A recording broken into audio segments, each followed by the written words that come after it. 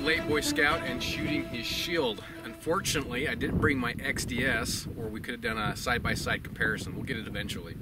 One of these days. One of these days. But that's the first time I've shot a shield, was today, and I really like it. But Scout, what do you like about the gun?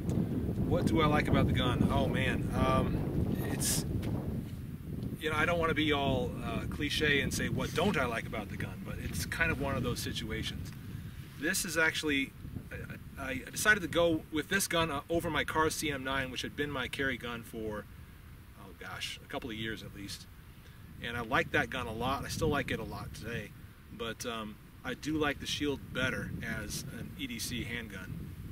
One of the things I like about it is it points and shoots a lot better than the car does, and I feel like the car is still very shootable. And this is the thing, I can't really talk about the Shield without having talked about the car, because again, it's my experience with my EDC gun. But the car is still very shootable, but I find it to be, I just find the Shield to be considerably more shootable, and that's kind of a hard word to quantify and describe. I would agree with the cars I've shot versus that one. Again, I just shoot it today a little bit. That would be my comparison, as well as that is easier for me to shoot. It's got a wider grip on it, a little bit longer grip, especially when you have that extended magazine in there. So it grips nicely in hand, and I feel like it fills up my hand a lot better than the car did for one. And so for that reason, I've migrated to this gun, and it's just been fantastic for me. I feel like the ergonomics on it, the pointability and shootability of this gun is fantastic. It almost shoots like a full-size 9mm, and that's probably the thing that I love about it the most. I can be almost as accurate with this gun, almost as reliably as I can with my full-size M&P 9. And that's another thing. It translates, use the word platform if we may. We might get in trouble.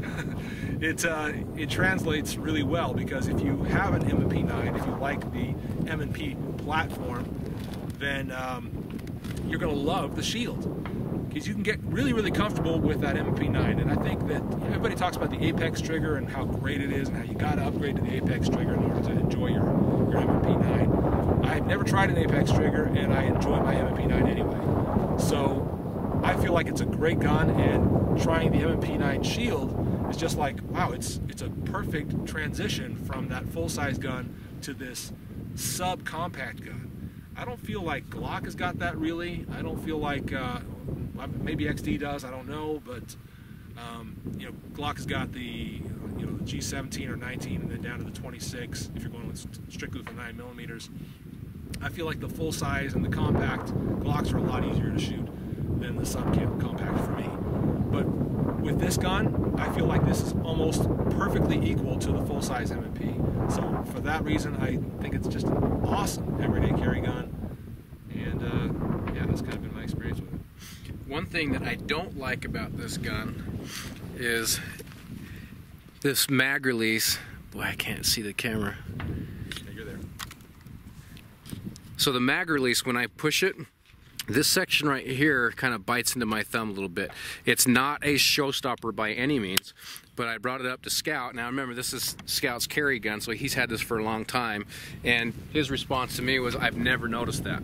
So just maybe it's the way I'm placing my thumb on there versus the way Scout does. So yeah, you made a really good point with that, and it's an ergonomic aspect of the gun that I had not noticed. You're right, but it is, you make a really valid point there, because with some other guns, that mag release area is completely flush, and the release is just kind of sticking out from the gun. So when you press it in, you become, you know, the button becomes flush with the rest of the frame. Whereas with this gun, when you press that in, you have a little molded area that's kind of now, you know, poking out because it's, you know, empty or whatever. And so depending on how you press your thumb into that, if you're using maybe the knuckle of your thumb right here, you could definitely kind of get the meat of your thumb into that and feel that little pinch from those. I've always tended to break my grip a little bit, get the tip of my thumb to press that release, and I've never ever noticed those two little barbs, if we want to call them that. But it's definitely a valid thing to address. It wouldn't be a showstopper for me, and I think honestly it'd be an easy one to fix.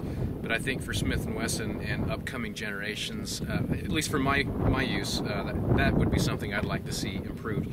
Other than that, I really like the way it shoots, the way it feels in hands. You know, having never shot this gun before and just throwing rounds down range really quick, I was easily able to connect with it quite well. Yeah. So yeah, I like this a lot.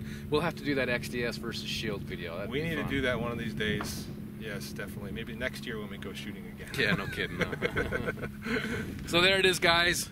The Smith and Wesson Shield. Thanks to TheLateBoyScout for letting me put some rounds through it. Man, I'm having a hard time today. One of those days. That's almost every time I film, though. Oh, yeah. Anyway, thanks much, guys. We'll see you. See ya.